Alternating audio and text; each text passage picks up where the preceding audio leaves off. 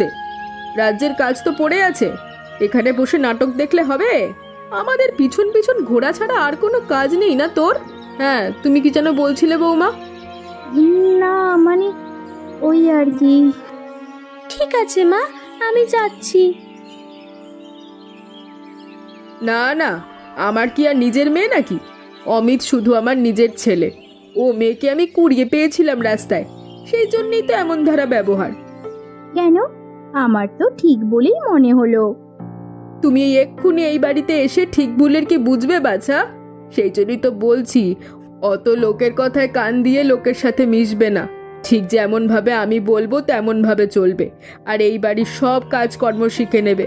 দরকার হলে তখন মিনা তোমাকে সাহায্য করবে। এখন তুমি এই ঘরে থাকো, আমি চললাম। আমি না গেলে আবার রাজ্যের সব কাজ পড়ে থাকবে।